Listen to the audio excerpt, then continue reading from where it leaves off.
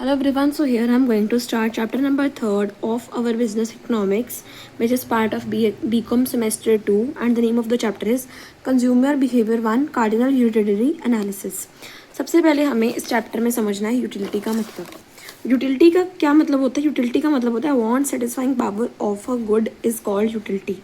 किसी भी गुड की वांट को सेटिस्फाई करने की जो पावर होती है, किसी भी गुड की वांट को सेटिस्फाई करने की, हमारी इच्छा को सेटिस्फाई करने की जो पावर होती है उसे हम यूटिलिटी बोलते हैं। और यूटिलिटी को हम किस में मेजर करते हैं? भैया utility in utils, right. So बात है बुक के ऊपर। So we are going to start with the meaning of utility which is on page number 44। So the term utility in economics, जो टर्म यूटिलिटी है economics के अंदर, वो किस लिए यूज़ की जाती है? The term utility in economics is used for denote the quality of a commodity। Simply जो मैंने आपको बताया ना, want satisfy power of a commodity, आप वो भी लिख सकते हो। यहाँ पर फिर भी इससे समझ लेते हैं। The term utility in economics is used to denote the quality in commodity or service virtue of which our wants are satisfied। In other words, want satisfy power of a good is called utility। आप यही करो कि want को satisfy करने की जो power है एक गुड की, उसे हम यूटिलिटी बोलते हैं। इसकी बहुत सारे डेफिनेशंस हैं, जैसे कि utility refers to abstract quality whereby an object serves our purpose. Utility is the quality of a good to satisfy a want. एक गुड की क्या क्वालिटी है? हमारे वांट को सेटिस्फाई करने की। Utility is the quality in commodity that makes individual to buy them. Utility वो quality है कमोडिटी की जो इंडिविजुअल्स को पुश करती है कि वो उन्हें बाय करें, उन्हें खरीदें। अब हम करेंगे here we will do two types of utility। Features हम नहीं करेंगे, कंसेप्ट भी हम नहीं करेंगे, right. And we will here concept में हम करेंगे total utility and marginal utility. Initial utility भी हम नहीं करेंगे। जस्ट रीड कर देती हूँ मैं आपके लिए एक बार। So on the basis of consumption,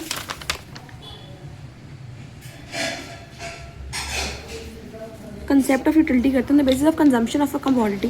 किसी भी कमोडिटी की कंजम्पशन के बेसिस के ऊपर there are 3 concepts of utility. Initial utility, total utility, marginal utility. 3 concept आते हैं कंजम्पशन के ऊपर। लाइक हम कंज्यूम कर रहे हैं, कंजम्पशन कर रहे हैं किसी भी गुड की, तो हमारे पास 3 यूटिलिटीज़ निकल के आती हैं, initial utility, total utility and marginal utility. Initial utility क्या होती है? Initial utility is the utility driven from the first unit of commodity is called initial utility। वो utility जो हमने कैसे derive करी है from the first unit that of the commodity which is consumed। Utility is the first piece of bread is called initial utility।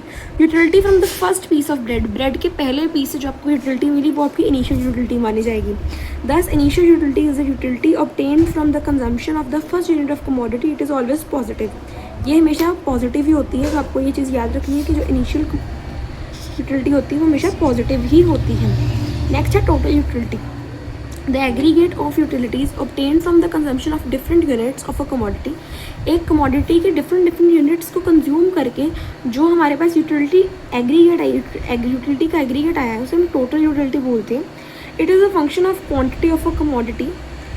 ये function है quantity of commodity consume का and is expressed as TU of x। इसका functional relationship ने दिया है, means total utility of x is a function of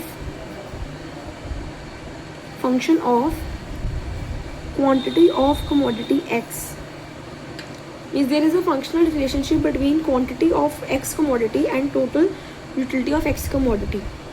तो total utility का भी आपके पास we have the function of quantity of a commodity consumed।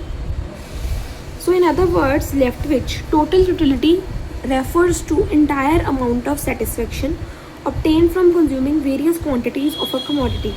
total utility का मतलब है वो entire satisfaction जो एक consumer को हुई है different quantities consume करके एक commodity की। Supposing you eat 10 rasgullas at sitting, the aggregate of utilities obtained from the consumption of these 10 rasgullas will be called total utility। मान लो आपने 1 खाया, 2 खाया, 3 खाया, 4 खाया, 5 खाया, 6, 7, 8, 9, 10 रसगुल्ले खाए। 10 रसगुल्ले के बाद खाने के बाद आपको पहले में कितनी यूटिलिटी मिली, दूसरे में कितनी, तीसरे में कितनी, चौथे में कितनी, पाँचवें में कितनी, छठे में कितनी, सातवें, आठवें, नौवें, 10वें में कितनी कितनी मिली, उन सबको हम ऐड कर देंगे ना यूटिलिटीज़ को, फिर टोटल यूटिलिटी निकल के आ जाएगी। नेक्स्ट बात करते हैं हम मार्जिनल यूटिलिटी की। सो टोटल यूटिलिटी का आपको फंक्शन याद करना है। ये मार्जिनल यूटिलिटी पे पढ़ते हैं। So the concept of marginal utility was put forward by the eminent economist Jevons. It is called additional utility. Marginal utility को हम एडिशनल यूटिलिटी भी बोलते हैं, राइट। मार्जिनल यूटिलिटी को हम एडिशनल यूटिलिटी भी बोलते हैं। सो यहाँ पे क्या बोल रहे हैं, supposing by the consumption of first piece of bread you get 15 units of utility. Bread का एक आपने खाया तो आपको 15 यूनिट की यूटिलिटी मिली। यहाँ पर यूनिट्स है, यहाँ पर टोटल यूटिलिटी है। It means the consumption of second the second piece of bread of your total utility goes to 25 unit. जब आपने सेकेंड पीस खाया तो आपको 25 यूनिट्स की यूटिलिटी मिली। It means the consumption of second piece of the bread added 10 units. तो दोनों का डिफरेंस कितना आया, 10 आया। Thus the marginal utility of the second piece is 10 unit. Second piece की जो MU है ना वो आएगी 10 unit, right. In the words of Chapman, marginal utility is the addition made to total utility। Marginal utility का मतलब क्या है, मार्जिनल यूटिलिटी का मतलब है वो एडिशन जो टोटल यूटिलिटी के अंदर आई है, वो एडिशन जो टोटल यूटिलिटी के अंदर आई है consuming 1 more unit of commodity. Commodity का एक और यूनिट लेकर उसे हम बोलते हैं मार्जिनल यूटिलिटी। किसी भी यूटिलिटी को कंज्यूम करके जो एडिशन आई है टोटल यूटिलिटी में उसे मार्जिनल यूटिलिटी बोलते हैं। Professor Boulding has defined marginal utility in these words. The marginal utility is the increase in total utility which results from unit increases in consumption. Marginal utility का मतलब है वो increase total utility में which results from a unit increase in consumption, जो consumption में increase करके आए। लेकिन इस डेफिनेशन को हमेशा यूज़ नहीं कर सकते क्योंकि मार्जिनल यूटिलिटी हमेशा इंक्रीज नहीं करती है, टोटल यूटिलिटी डिक्रीज भी करती है या फिर कांस्टेंट भी रहती है। तो marginal utility can be made with the help of following equation. So ये आपको लिखना है that MU of nth is total utility of n minus total utility of n-1 means n के पिछले वाले की टोटल यूटिलिटी को n-1 TU बोलते हैं। So marginal utility can be positive, zero and negative. So जो मार्जिनल यूटिलिटी है वो ज़ीरो भी हो सकती है, नेगेटिव भी हो सकती है एंड पॉजिटिव भी हो सकती है, राइट। या फिर हम ये भी लिख सकते हैं मार्जिनल यूटिलिटी का एक और फॉर्मूला है MU is equals to change in TU divided by change in quantity, right. So एक दूसरा फॉर्मूला है मार्जिनल यूटिलिटी का हमारे पास। We have 2 formulas, right. सबसे पहले बात करेंगे पॉजिटिव मार्जिनल यूटिलिटी की। If by consuming additional unit of a commodity TU is increasing. अगर TU आपका इंक्रीज कर रहा है, ये जो मैं आपको सब पढ़ाने लगी हूँ ना ये आपने 11th-12th में करा हुआ है, then the marginal utility of these units will be positive. Suppose you take to satisfy your finger. सबसे पहले आपको ना एक मैं टेबल बनाती हूँ फिर आपको प्रॉपर्ली समझ लग जाएगा ये चीज़। मान लो हमारी क्वांटिटी है कुछ इस तरीके से 0, 1, 2, 3, 4, 5, 6। फिर उसके बाद हमारा टोटल यूटिलिटी आया, इससे 0 आया, इससे 8 आया, इससे 14 आया, इससे 16 आया, इससे 20, इससे भी 20 और इससे 18। तो हमारा मार्जिनल यूटिलिटी कितना कितना आएगा वो हम कैलकुलेट करते हैं अब। सो इससे तो कुछ भी नहीं हम लिखेंगे। 8 - 0 8, 14 - 8 6, 16 - 4 14 4, 20 - 16 2, 20 - 20 0, 18 - 20 -2। सो यहाँ पे हमें क्या पता चला,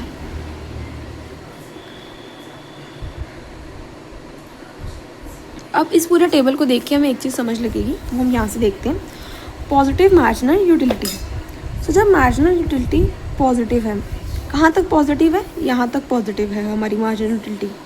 if bye consuming additional units of a commodity, additional units consume करें हमने कमोडिटी के, total utility goes increasing, total utility बढ़ रही है 8 से 14, 14 से 60, 60 से 20, ठीक है, यहाँ तक टोटल यूटिलिटी बढ़ रही है, राइट। सो यहाँ पर हमारी जब तक टोटल यूटिलिटी बढ़ रही है हमारी MU पॉजिटिव आ रही है। सो यहाँ पे हमने बात कर ली पॉजिटिव MU की, राइट। उसके बाद यहाँ पर उन्होंने ये जो आपको एग्जांपल दी है, you have to cut this out. Then हम बात करेंगे जीरो मार्जिनल यूटिलिटी की। If the consumption of an additional unit of the commodity causes change in total utility, causes no change in total utility. अगर एक और unit हमने consume करा, मान लो एक और यूनिट ऐड करा है, 4 से 5 में आए हैं, तो हमारी जो कोई भी चेंज नहीं आया, there is no change in TU, so it means the marginal utility of the additional unit is zero. यहाँ पर मार्जिनल यूटिलिटी जो है वो ज़ीरो है, राइट। एट दिस लेवल, इस लेवल के ऊपर consumption total utility will be maximum. Total utility इस पॉइंट पर मैक्सिमम है। सो यहाँ पर मैक्सिमम टोटल यूटिलिटी क्या है, मैक्स टोटल यूटिलिटी हमारी क्या है, at 5 units, okay.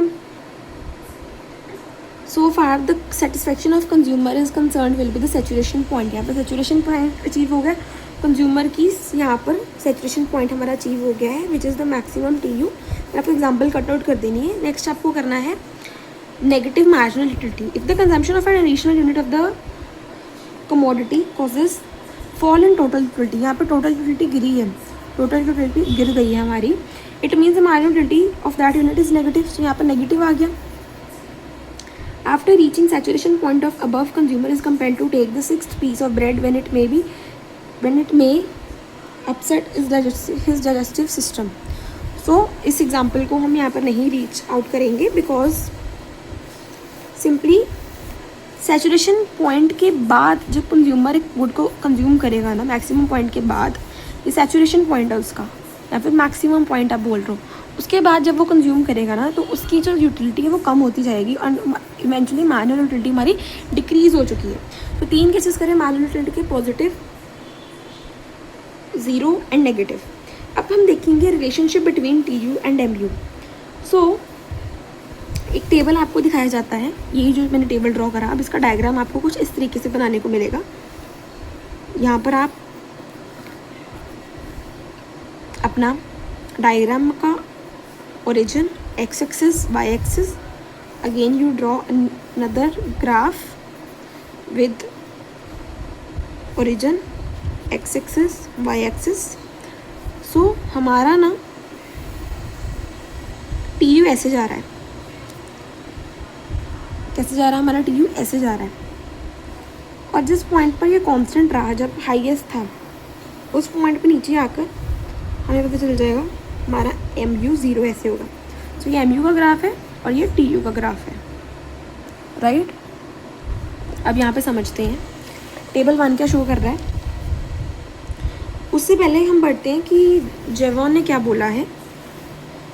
A new classical economist was the first to highlight the relationship between utility and marginal utility and the importance of difference between these two. Total utility summation of marginal utility of different units of commodity. TU कैसे बनता है, TU बनता है summation of MU। एक नया formula आपके पास आया है कि TU is equals to summation of MU या फिर summation of MU is equals to TU. Relationship of these two concepts is explained with the help of table 1 and figure 1 on the following pages। तो table मैंने आपको बना के दिखा दिया, diagram मैंने आपको बना के दिखा दिया, अब इसको एक्सप्लेनेशन को पढ़ते हैं।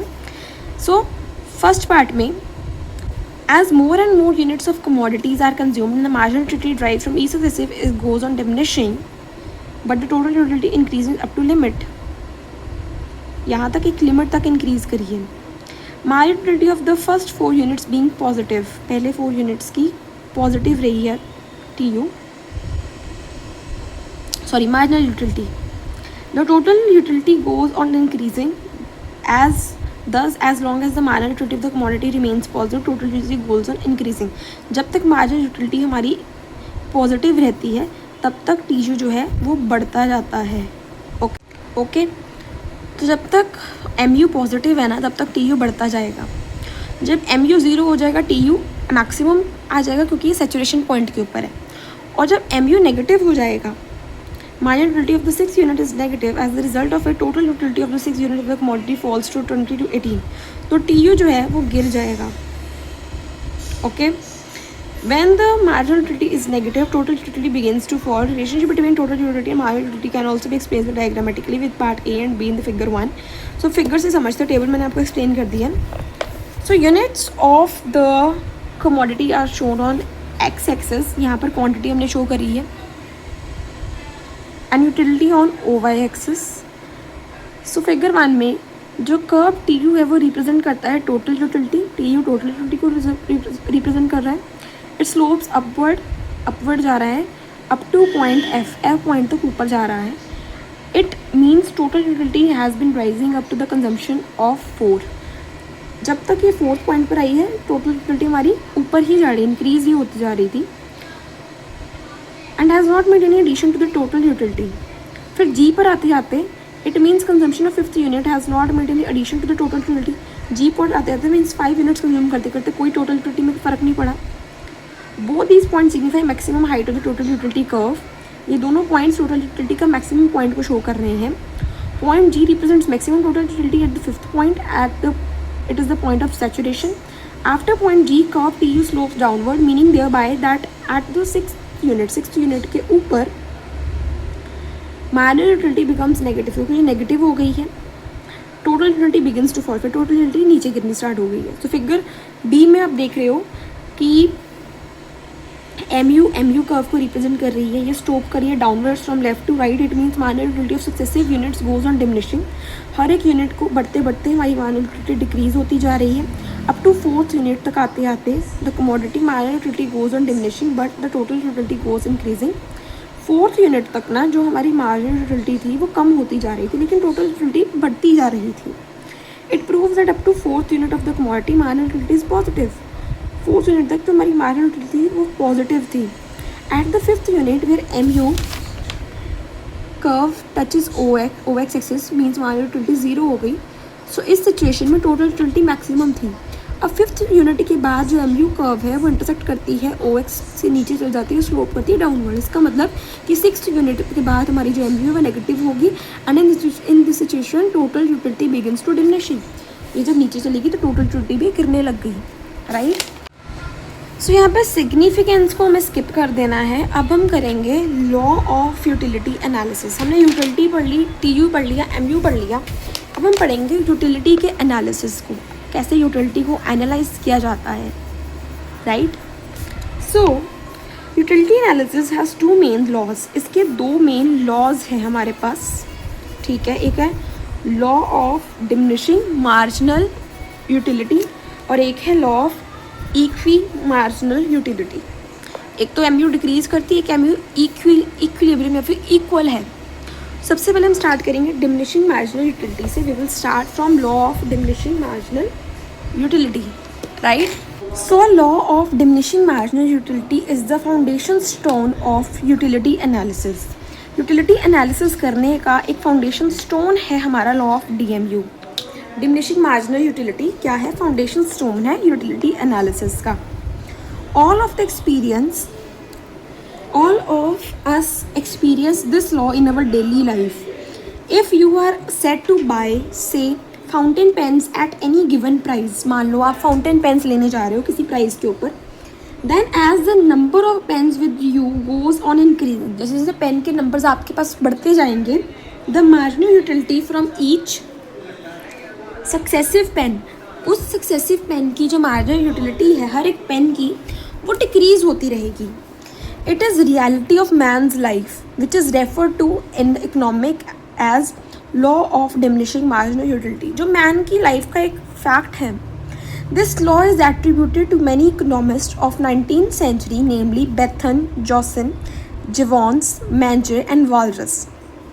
According to Jevons, this law is based on Weber's Fechner psychological law.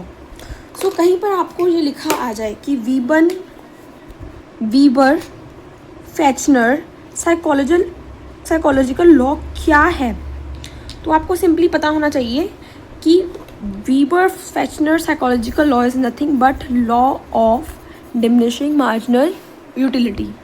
Right. Which states that with increase in the quantity of commodity, the significance of its additional unit goes on diminishing. उस additional unit की जो importance है वो कम होती जाएगी जैसे जैसे आप क्वांटिटी उसकी इंक्रीज करते रहोगे. Neoclassical economist Marshall has also given a detailed account of this law. Professor Baldwin called it law of eventually diminishing marginal utility. It is also called Gauss's first law. So DMU का एक और नाम है Gaussian first law या फिर law of eventually diminishing marginal utility.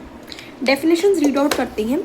According to Marshall, the additional benefit of which a person derives from a given stock of thing diminishes with every increase in the stock that he already has. Marshall के according जो additional benefit हमें मिलता है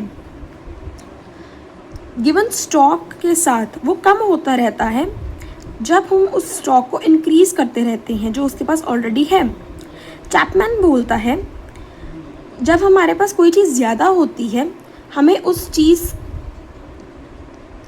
less increment feel होता है उसके additional unit को लेकर.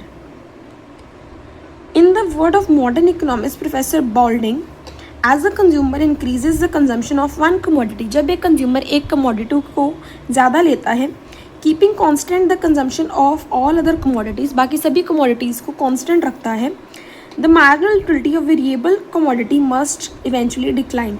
उस कमोडिटी का जो वेरिएबल जो मार्जिनल यूटिलिटी है वो डिक्लाइन करता है. According to Samuelson, as the amount consumed of a good increases, जब एक गुड की अमाउंट हम इंक्रीज कर देते हैं the marginal utility of the good tends to decrease. So it is clear from the above definitions that at a given time when we are go on a consisting additional units of a commodity, जब हम consistent consume करते हैं given commodity को, the marginal utility from each successive unit of that commodity other things being equal goes on diminishing in relation to preceding units. तो आपको ये चीज़ याद रखनी है DMU की, ठीक है. This is the main thing कि जैसे जैसे हम ज़्यादा एडिशनल यूनिट्स को कंज्यूम करते हैं कमोडिटी के, जो मार्जिनल यूटिलिटी है एक सक्सेसिव यूनिट को कंज्यूम करने की अदर थिंग्स बीइंग इक्वल वो डिमिनिशिंग होती रहती है in relation to preceding units.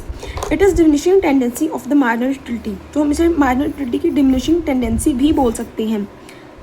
That has been insured in the law of diminishing marginal utility. अब अजम्पशंस की बात करते हैं. Applications of any such economics is subject to fulfilment of certain conditions. किसी भी ऐसे इकोनॉमिक के लॉ की कुछ एक सर्टेन फुलफिलमेंट होती है, कंडीशंस को फुलफिल करके ही वो सेटिस्फाई की जा सकता है वो law. Such conditions are called assumptions of the law. और उन कंडीशंस को हम क्या बोलते हैं, उन कंडीशंस को ही हम अजम्पशंस बोलते हैं. Definition of every law contains the clause other things being equal. हर एक लॉ में आपको ये चीज़ें दिखने को मिलेंगी, other things being equal. What does this mean? This clause is as epitome of these assumptions. In the absence of these assumptions, the law doesn't apply. Main assumptions of this law are as follow. So हमारे पास कुछ 9 assumptions हैं और 9 की 9 assumptions को आपको मैं इसी video में समझाने का कोशिश करूँगी so that आपको याद भी रखें. So start करते हैं. पहली assumption से utility can B measured in cardinal numbers system. Utility जैसे मैंने आपको बताया, जैसे कि एक यूनिट की एक क्वांटिटी के बाद हमें 5 टोटल यूटिलिटी मिली तो मार्जिनल यूटिलिटी 0 हो गई. फिर क्वांटिटी हमारे पास 2 हो गई, TU हमारी 10 हो गई, MU हमारी 5 हो गई. तो जो यूटिलिटी है चाहे वो फिर TU हो या MU हो, हम इसे नंबर्स में मेजर कर रहे हैं. सो नंबर्स में होनी चाहिए cardinal numbers. Marginal utility of money remains constant. Assumption marginal utility of money remains constant is actually very important for the proper understanding of law of diminishing marginal utility. So what does this assumption means? It means that the satisfaction utility of a person gets from each additional unit of money stays the same. जो एक बंदे को utility यानी satisfaction मिल रही है हर additional unit से मनी को यूज़ करके वो सेम है. No matter how much money they have already have. उनके पास कितना पैसा है उसके ऊपर इसका मतलब नहीं है. सिंपल वर्ड्स में समझाऊँ, वेदर यू हैव 100 और यू हैव 1000 और यू हैव 1, और वेदर यू हैव 100 और you have 1000, your 1 rupee will give you the same level of satisfaction. 100 रुपये अगर आपके पास है तब भी आपको 1 यूनिट 2 यूटिल्स देगा. अगर आपके पास 10,000 है तब भी आपको 1 रुपये 2 यूटिल्स ही देगा. So why this assumption is needed? When we study diminishing marginal utility, we focus on utility from the commodity only, not from the change in money. पैसे में बदलाव आने से आप यूटिलिटी नहीं मेजर करते. If marginal utility of money keeps changing then the situation satisfaction from spending money will also change. अगर MU पैसे से के ऊपर चेंज होता रहा है तो जो सेटिस्फेक्शन है उस पैसे को खर्च करके वो भी बदलती जा रही होगी. It will become difficult to measure the real utility of goods. So economists assume it constant to keep things simple and clear. So आपको ये दो reasons पता होने चाहिए कि marginal utility मनी की अगर चेंज होती रहेगी, हमने चेंज नहीं करनी है. हमारी assumption ये है कि मनी की marginal utility सेम होती रहनी चाहिए. अगर चेंज होती रहेगी तो इसका मतलब क्या होगा? The satisfaction from spending money will also change. उस पैसे को स्पेंड करके जो सेटिस्फेक्शन मिल रही है वो भी चेंज होती रहेगी. सो ये डिफ़िकल्ट हो जाएगा मैयर करना real utility of the goods. मान लो अगर आज आपको 101 रुपया खर्च के 2 यूटिल्स मिले हैं, कल आपको 0.8 यूटिल्स मिलेंगे, फिर परसों आपको मान लो कि 10 यूटिल्स मिल रहे हैं. सो कैलकुलेट करना हर टाइम पर डिफरेंट हो जाएगा, एक पर्सन का भी और बाकी पर्सनस का भी. सो इकोनॉमिक्स ने चीज़ को सिंपल रखा है. एग्जाम्पल टू अंडरस्टैंड अगर देखिए, suppose you are eating chocolate, आप चॉकलेट खा रहे हो. First chocolate gives highest satisfaction, second chocolate less satisfaction, third chocolate even less. Now you are paying 10 rupees for each chocolate. If the value of 10 keeps changing in your mind, अगर 10 रुपये की value आपके दिमाग में change होती रहेगी, then your satisfaction will be affected by both the chocolate the value of money. This will confuse the concept कि chocolate से मेरे को सेटिस्फैक्शन मिल रही है, जितना पैसा मैं उसके ऊपर लगा रही हूँ मेरे को उससे सेटिस्फैक्शन मिल रही है. So we assume ₹10 always give the same satisfaction, only the utility of chocolate is changing. So key idea है, marginal utility of money is assumed constant so that change in total satisfaction depend only on consumption, not the change in money value. Money value में change ना आए, सिर्फ आपकी consumption में change आए. Consumption में change आ रहा है तभी यूटिलिटी के ऊपर इफेक्ट पड़ रहा है. मनी की यूटिलिटी है वो कांस्टेंट रह रही है. Utility of money is constant. Marginal utility और एवरी कमोडिटी इज इंडिपेंडेंट. सो इसका मतलब है, it means that the utility satisfaction you get from one commodity is not affected by the consumption of another commodity. जब आप Apple ले रहे हो उसकी कंजम्पशन आप ऑरेंज के ऊपर नहीं इफेक्ट कर सकते. अगर आप ऑरेंज ले रहे हो तो आप कुकम्बर की सेटिस्फैक्शन को नहीं इफेक्ट कर रहे. Each good gives satisfaction on its own without influencing others. Why is this assumption needed? To clearly apply the law, we want to observe only one commodity at a time. इस law को apply करने के लिए हमारे पास सिर्फ एक ही commodity होनी चाहिए एक टाइम के ऊपर. If goods are independent, utility may increase or decrease due to other goods. अगर जो goods है वो interdependent होंगे, मीन्स एक दूसरे के ऊपर डिपेंडेंट होंगे, तो जो यूटिलिटी होगी वो बढ़ सकती है, कम हो सकती है दूसरे गुड की वजह से. Then we can't say whether marginal utility is falling because of that good और बिकॉज ऑफ समथिंग एल्स. फिर हम ये नहीं बता सकते कि मार्जिनल यूटिलिटी क्यों गिर रही है, उस गुड की वजह से गिर रही है या दूसरे गुड की वजह से गिर रही है. सो इकोनॉमिस्ट ने क्या करा है, नो रिलेशन बिटवीन गुड्स रखा है so that pure effect of one commodity can be studied. Example देखिए, suppose you are consuming tea and biscuit. So in real life biscuits make tea more enjoyable, complementary goods होते हैं. But according to this assumption, tea gives satisfaction independently, biscuit gives satisfaction independently. Eating biscuits should not affect the utility of tea, even though in real life it does. Real life में biscuits साथ में अगर आप लेते हो चाय के तो उसकी यूटिलिटी के ऊपर इफेक्ट पड़ता है. बट हम ये मान के चल रहे हैं कि चाय की यूटिलिटी अलग होगी, बिस्किट्स की यूटिलिटी अलग होगी. की आइडिया क्या है? की आइडिया ये है कि each commodity is assumed independent so that change in my utility is caused only by that commodity, not by others. Reality check दे दें कि अगर this assumption is not realistic because many goods are complementary like tea and biscuit, some are substitute like tea and coffee, but it is still used to simplify the law and explain the concept clearly. लेकिन फिर भी हम इसे use करते ताकि हमारा जो law है वो सिंप्लीफाई हो जाए एंड कंसेप्ट को हम प्रॉपरली समझ सकें. कि जो गुड्स होते हैं वो इंडिपेंडेंट होते हैं, right. Every unit of the commodity being used is of same quality and size. Okay. So जितने भी कमोडिटीज़ होती हैं वो सेम होती हैं in respect to size, quality, right. There is a continuous consumption of commodity. So continuous consumption होनी चाहिए. ये नहीं कि एक चपाती अब खा ली, एक चपाती दोपहर में खा ली, एक चपाती रात को खा ली, तो सेटिस्फेक्शन तो हमारी हमेशा हाई ही रहेगी ना, because it is part of our meal, we have to consume it to survive. Okay. So there is a continuous consumption, फिर ही पता चलेगा कि वो डिमिनिशिंग जा रही है. तब तक हमने 3 पॉइंट्स पढ़े. पहला कि हम MU को कार्डिनल मतलब यूटिलिटी को कार्डिनल नंबर्स में मेजर करते हैं। फिर मनी के मार्जिनल यूटिलिटी कांस्टेंट होती है। फिर गुड्स आपस में इंडिपेंडेंट होते हैं। फिर हमने करा कि कॉन्टीन्यूअस कंजम्पशन होनी चाहिए। फिर हमने करा सेम क्वालिटी के, जितने भी यूज़ हम कर रहे हैं, गुड्स को कंज्यूम कर रहे हैं, वो सेम क्वालिटी के सेम साइज़ के होने चाहिए। Suitable quantity of commodities consume, यहाँ पे क्वांटिटी का अलग से पॉइंट, सूटेबल क्वांटिटी आपको कंज्यूम करनी चाहिए। There is no change in income of the consumer, income जो है वो सेम रहती चाहिए कंज्यूमर की। There is no change in price of the commodity and its substitute, जो गुड्स के सब्सिट्यूट्स हैं लाइक वाई हो गया, गुड वाई हो गया, उसका प्राइस सेम रहना चाहिए, ठीक है। There is no change in taste, character, fashion and habits of the consumer, so taste and preference same रहना चाहिए, कोई चेंज नहीं होना चाहिए। So let's get revise all these 9 assumptions, okay.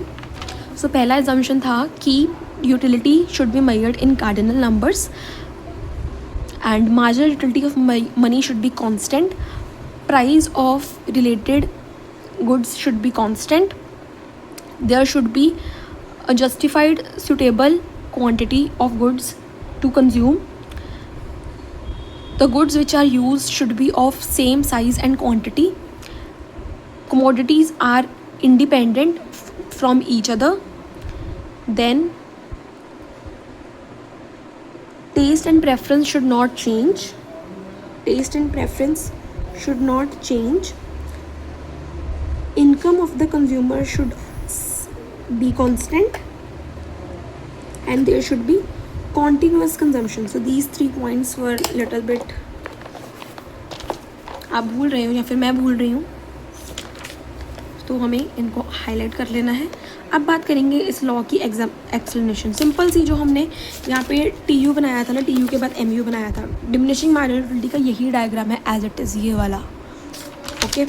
तो स्टार्ट करते हैं एक्सप्लेनेशन से। अब आपको यहाँ पे समझ लगेगा कि MU 0 क्यों हो रहा है, MU माइनस में क्यों जा रहा है। So this law can be explain with the help of table 2 and figure 2।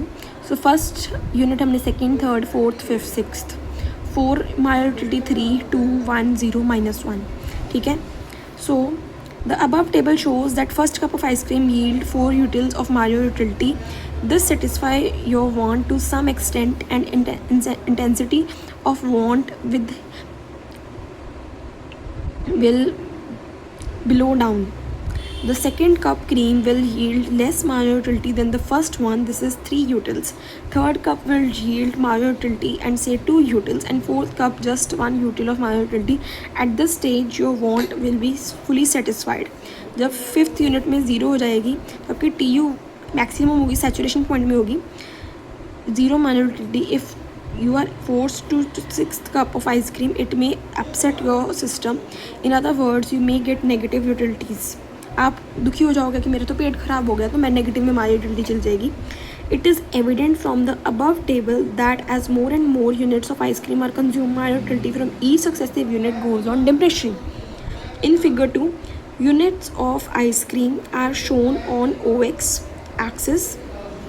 OX axis के ऊपर क्वांटिटी है and marginal utility on OY.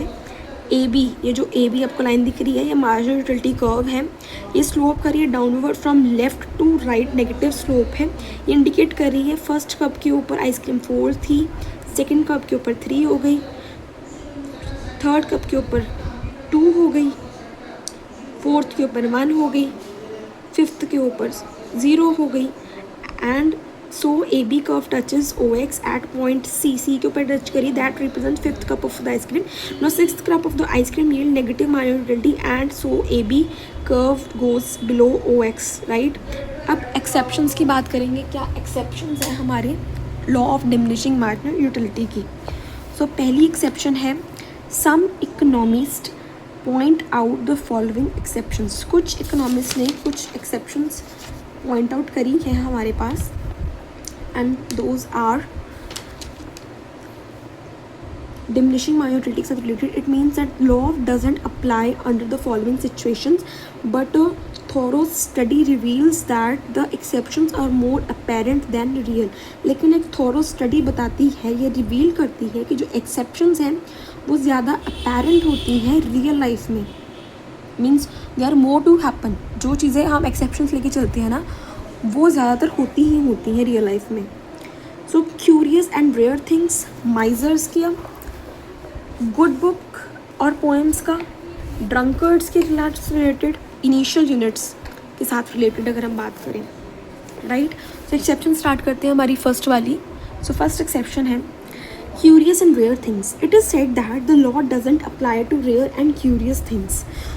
सो जो चीज़ें बहुत रेयर होती हैं, बहुत क्यूरियस, जो जिनके लिए लोगों की काफ़ी जिज्ञासा होती है, उनके साथ ये लॉ नहीं चलता है. Those persons who collect old and rare coins, postage stamps, rare portraits, etc. derive increasing marginal utility. उनकी जो marginal utility है वो दिन प्रतिदिन बढ़ती ही जाती है with increasing successive units. As the stock of these are rare articles, ये काफ़ी rare articles होते हैं, goes on increasing. There are always keen to obtain more and more of units of such things. वो हमेशा keen रहते हैं कि उनको ज़्यादा से ज़्यादा उन्हें लेते रहें. बट जब आप एक्सेप्शंस रीड करोगे, आपको हर लास्ट लाइन में ये देखने को मिलेगा कि एक्सेप्शन को भी गलत बता रही हैं. इन्होंने एक्सेप्शन को यहाँ पे ये बताया है कि अगर एक स्टैम्प कलेक्टर सेम टाइप की लार्ज नंबर कलेक्ट करेगा तो उसकी तो माइनॉरिटी कम ही होती जाएगी. लेकिन हमें इस लाइन को नहीं लिखना, because we have to stand in favour of exceptions, not against exceptions. Misers की एग्जांपल देखें. It seems as if the law doesn't apply to misers who are out of acquire more and more of wealth. वो ज़्यादा से ज़्यादा पैसे लेना चाहते हैं और उनकी इससे यूटिलिटी बढ़ती जा रही है. Their desire for money seems to insatiable, stable नहीं है, बढ़ती जा रही है. लेकिन यहाँ पर फिर से मयर्स कहते हैं कि even exception this also not true. यहाँ पे हमें ये भी नहीं करना that the amount of money that a miser spend on food and clothing he can't spend it on gold and silver. It prove that even the miser who has large stock of gold and silver, the utility of gold and silver diminishes and food and cloth who stock is limited. So हमें अपनी exception के favour में खड़ा होना, ना कि against. Next है good books और pome. It is said that by reading a good book or listening to a melodious song or beautiful poem again and again, one gets utility than before. So good books or poems are considered exceptions to the law. But it is also not correct. फिर से आपको ये सारी line cut करनी पड़ेगी, right? Drunkard.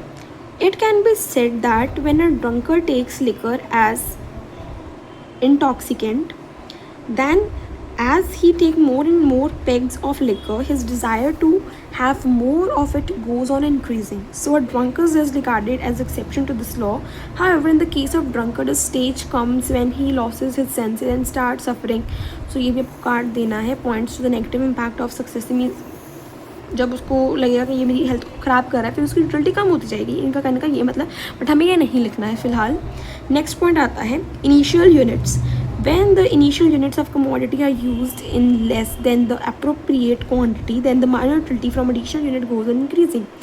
As cited by Beman, if to heat up a furnace we put coal, PC mills, then the minor utility of additional quantity of coal will go on increasing because the furnace requires adequate initial supply of coal.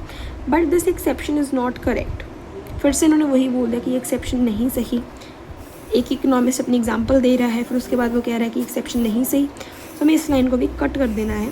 So in short, professor Taussig has rightly said that tendency of law of diminishing marginal utility is so widely prevalent that it would not be wrong to call it an universal law.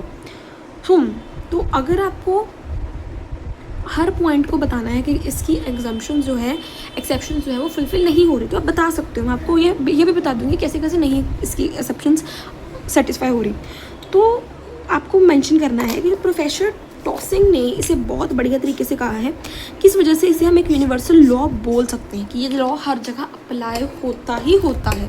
आपको हर point के साथ ये नहीं mention करना कि ये exceptions नहीं सही हैं. आपको एंड में लिख देना है सभी पॉइंट्स के.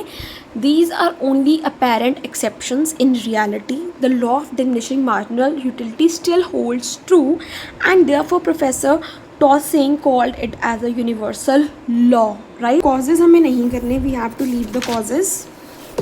Here is the importance of law of diminishing marginal utility, basis of law of consumption. DMU explains how consumers spend their income on different goods. जो डिमिनिशिंग माइनर यूटिलिटी है वो हमें ये एक्सप्लेन करता है कि कंज्यूमर अपनी इनकम को कैसे स्पेंड करते हैं डिफरेंट गुड्स के ऊपर. A consumer distributes income in such a way that marginal utility from each good becomes equal.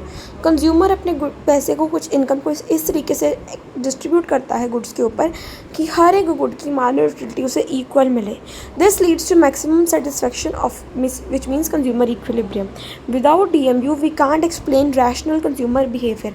बिना DMU के हम एक कंज्यूमर का रैशनल बिहेवियर नहीं शो कर सकते. So it is a basis for law of consumption. Law of consumption का एक बेस है कि कैसे कंज्यूमर अपनी इनकम को डिफरेंट गुड्स के ऊपर डिस्ट्रीब्यूट करता है और कैसे उनको कंज्यूम करता है to achieve equal marginal utility.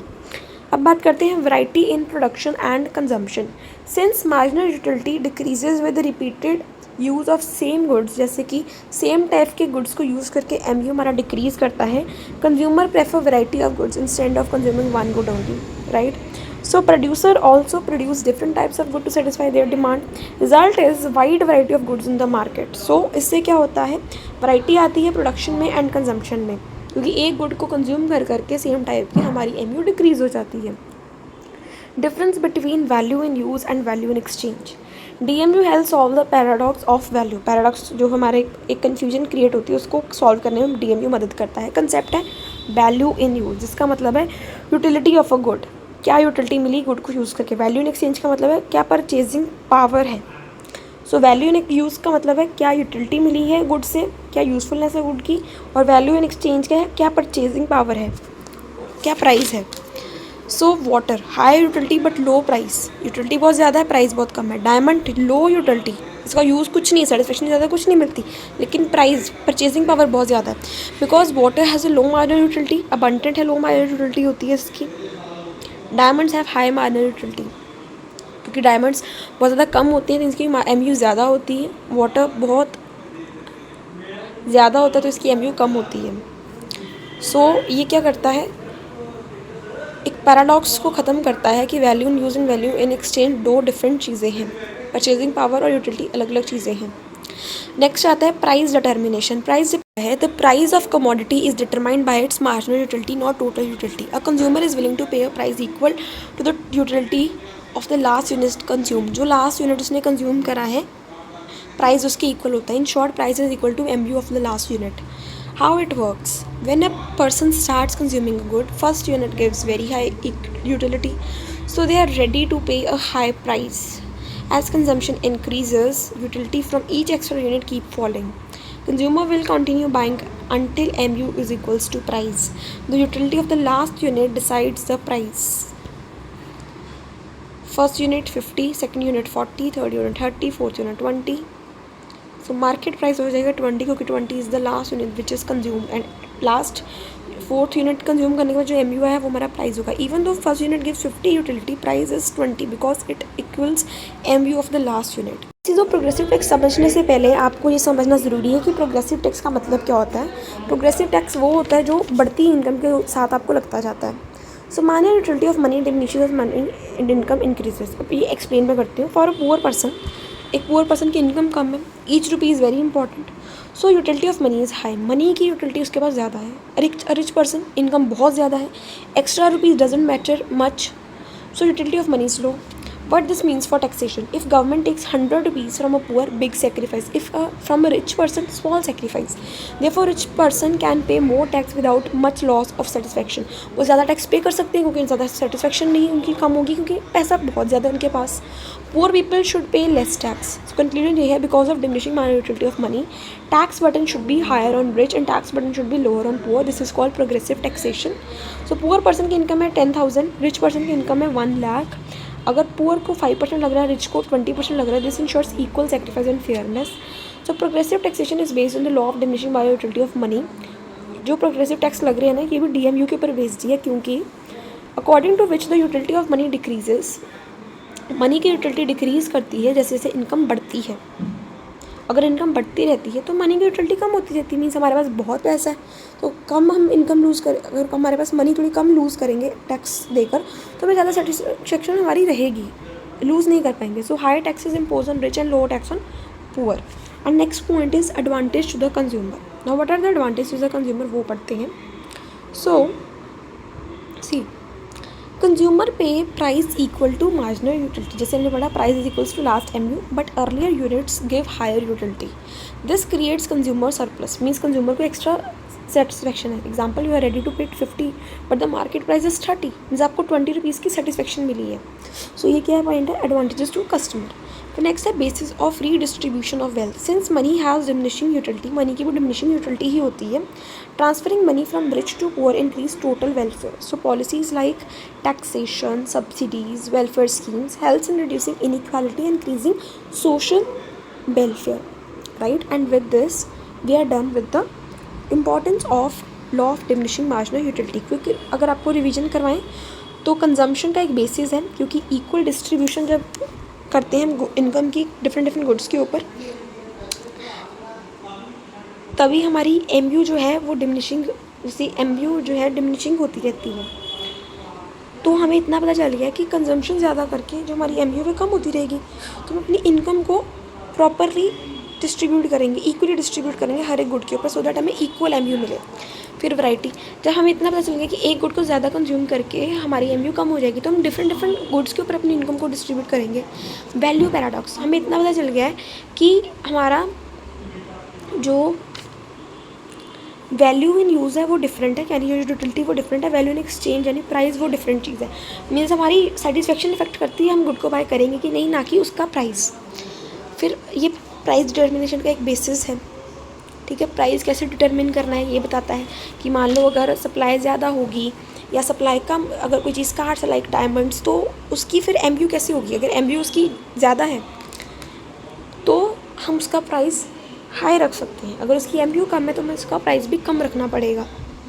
फिर टैक्सेशन, टैक्सेशन के लिए एक बहुत ही ये प्रॉपर बैकग्राउंड सेट की है डीएमयू ने, कि अगर हमें पता चल रहा है कि अगर हम रिच के ऊपर टैक्स इम्पोज कर रहे हैं तो उसको उसकी यूटिलिटी ज़्यादा नहीं लूज़ हो रही, लेकिन अगर हम पुअर के ऊपर कर रहे हैं तो उसकी यूटिलिटी इफेक्ट हो रही है.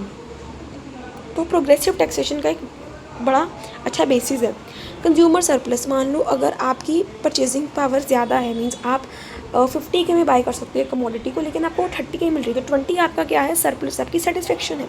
रीडिस्ट्रीब्यूशन, हम कई बार रिच से पैसा लेकर पुअर को बांट देते हैं कुछ वेज में, जैसे कि सेशन करके, सब्सिडीज़ करके, वेलफेयर स्कीम्स के साथ हम ये सब कर सकते हैं. And with this we are finally done with the importance of law of DMU. So अभी law of diminishing marginal utility का हम क्रिटिसिज्म करेंगे, जिसको हम डिसएडवांटेजेस भी बोल सकते हैं.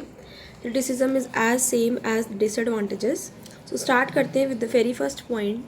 सो very first point is cardinal measurement of utility is not possible. Utility की कार्डिनल मेजरमेंट का मतलब है यूटिलिटी को नंबर्स के फॉर्म में नहीं कैलकुलेट कर सकते. So the cardinal utility approach assumes that utility, जिसको हम सेटिस्फेक्शन बोलते हैं, उसको हम एग्जैक्ट नंबर्स में मेजर करते हैं, जैसे कि 10 utils, 20 utils, but in reality it is not practical. Utility is subjective feeling, not a physical quantity. एक फीलिंग होती है कि ये खा के कितना मज़ा मिला है, ये खा के कितना मज़ा नहीं मिला, सेटिस्फेक्शन कितनी नहीं मिली, तो ये फिजिकल क्वांटिटी नहीं होती. डिफरेंट इंडिविजुअल्स डिफरेंट सेटिस्फेक्शन को एक्सपीरियंस करते हैं. Even the same person can't measure the satisfaction in numbers. एक इंसान अगर सेम टाइप का गुड ले रहा है तब भी वो उसकी सेटिस्फेक्शन को नंबर्स में नहीं मेजर कर सकता. मान लो अगर आप चॉकलेट खाते हो, आप या तो खुश होगे या फिर सेटिस्फाइड होंगे, बट यू कांट से मुझे 25 यूटिल्स की सेटिस्फेक्शन मिली है. सो ये अनरियलिस्टिक है, कोई मेजरिंग इंस्ट्रूमेंट नहीं है यूटिलिटी के लिए. यूटिलिटी को हम कंपेयर नहीं कर सकते न्यूमेरिकली लोगों के बीच में, क्योंकि ये नंबर्स के फॉर्म में एस्टिमेशन होती है. जो हमारी सेटिस्फेक्शन है वो साइकोलॉजिकल या मैथमेटिकल नहीं है. सो कंक्लूजन तो यही है हमारी कि जो अजम्पशन ऑफ कार्डिनल मेजरमेंट है, कार्डिनल हमारा जो लॉ ऑफ डीएमयू का अजम्पशन है that utility can be measure in cardinal numbers, वो अनरियलिस्टिक है और बहुत ही लेस प्रैक्टिकल है. सेकेंड पॉइंट आता है marginal utility of money is not constant. So the law assumes that the marginal utility of money remains constant. Law of DMU का एक और assumption है कि मनी की मार्जिनल यूटिलिटी कांस्टेंट है, बट रियल लाइफ में यह बदलती रहती है. सबसे पहले तो हमें समझना है कि मार्जिनल यूटिलिटी ऑफ मनी का क्या मतलब है. मार्जिनल यूटिलिटी ऑफ मनी का मतलब है satisfaction from N additional unit of money. मान लो आपने 1 रुपया खर्चा, आपको जस्ट नंबर की फॉर्म में मैं बता रही हूँ, आपने 1 रुपया खर्चा, आपको 10 यूटिल्स मिले। आपने 2 रुपया खर्चा, आपको 15 यूटिल्स मिले। तो हम मान के चल रहे हैं जैसे इस बारी 5 यूटिल्स ऐड हुए, तो हर बारी 5 यूटिल्स ही ऐड होंगे 1 रुपये से। 1 रुपीज़ इक्वल्स टू 5 यूटिल्स। ये हमारा मार्जिनल यूटिलिटी हम देखेंगे। But as a person spends money their income reduces. पर एक इंसान जब पैसा लगाता है तो उसकी जो इनकम है वो कम होती रहती है। So the value of remaining money increases. जैसे जैसे उसकी इनकम कम होती जा रही है तो बाकी जो उसका बचा हुआ पैसा है उसकी वैल्यू तो उसके लिए बहुत ज़्यादा हो जाएगी, मतलब उसकी इंपॉर्टेंस बहुत ज़्यादा हो जाएगी। Hence marginal utility of money doesn't stay constant. इस वजह से हम ये कहते हैं कि जो मनी की मार्जिनल यूटिलिटी है वो कॉन्स्टेंट नहीं होती है, राइट। एग्जाम्पल देखिए, if you have 1000 and spending 50 may not matter much. Means अगर आपके पास 1000 है और आप 50 स्पेंड कर रहे हो तो आपके पास 950 बड़े हुए हैं, तो आपको ये ज़्यादा इफेक्ट नहीं करेगा। But if you only have 100 left, आपके पास अगर 100 ही पड़े हुए हैं और आपने 50 स्पेंड कर लिए, तो आपके पास उस 50 की बहुत ज़्यादा इंपॉर्टेंस हो जाएगी। सो कम पैसे की भी कई बार ज़्यादा मार्जिनल यूटिलिटी होती है और कई बार ज़्यादा पैसे की इतनी नहीं होती। सो ये इंजम्पशन इसलिए फेल होती है क्योंकि विद चेंज इन इनकम, जब इनकम में चेंज आता है, परचेजिंग पावर चेंजेस, तुम्हारी परचेजिंग पावर भी चेंज हो जाती है। मीन्स अगर किसी की इनकम 500 है और वो 300 स्पेंड कर रहा है, अब उसकी इनकम 1000 हो गई है, तो अब भी वो 300 ही स्पेंड कर रहा है। तो विद चेंज इन इनकम इसकी परचेजिंग पावर बढ़ जाएगी। पहले उसके पास 200 बच रहे थे, अब उसके पास 700 बचेंगे। So importance of money varies with financial condition. Money की क्या इंपॉर्टेंस है, मार्जिनल यूटिलिटी ऑफ मनी का मतलब है मनी की क्या इंपॉर्टेंस है, वो फाइनेंशियल कंडीशन के कंपैरिजन से बदलती रहती है। Poor and rich people value money differently. Poor की मार्जिनल यूटिलिटी ज़्यादा होती है, रिच की मार्जिनल यूटिलिटी कम होती है, मतलब इंपॉर्टेंस मनी की। सो मनी डिफरेंट होती है दोनों के केस में। Hence the assumption of constant marginal utility of money is unrealistic and weakens the theory. Next है बहुत ही इंपॉर्टेंट, बहुत ही बढ़िया पॉइंट्स, अगर आप इसे एज इट इज़ लिख के आओगे, अगर आप इसे प्रॉपरली समझ रहे हो। नेक्स्ट है हमारे पास commodities are not independent, every commodity is not independent. यहाँ पे हमने लिखा है कि कमोडिटीज़ जो हैं वो इंडिपेंडेंट नहीं होती, हर एक कमोडिटी इंडिपेंडेंट नहीं होती। सो the law assumes that consumption of one commodity doesn't affect another. Means अगर आप एप्पल कंज्यूम कर रहे हो तो आपके एप्पल की कंजम्पशन के बाद आपके पास फ्रूट्स की कंजम्पशन में कोई चेंज नहीं आएगा। बट रियलिटी में गुड्स इंटर रिलेटेड होते हैं। Goods are of 3 types. Goods 3 types के होते हैं। एक होते हैं सब्स्टिट्यूट जैसे टी एंड कॉफ़ी, एक होते हैं complementary like car and petrol, एक होते हैं इंडिपेंडेंट गुड्स। और जो इंडिपेंडेंट गुड्स होते हैं ना वो बहुत रेयर होते हैं रियलिटी में। Consumption of one good affects the utility of other. अगर आप एक गुड की कंजम्पशन कर रहे हो तो दूसरी गुड की यूटिलिटी में इफेक्ट पड़ेगा। एग्जाम्पल है, if you consume more of T your desire for coffee decrease. अगर आप टी ज़्यादा कंज्यूम करोगे तो कॉफ़ी की डिज़ायर कम हो जाएगी।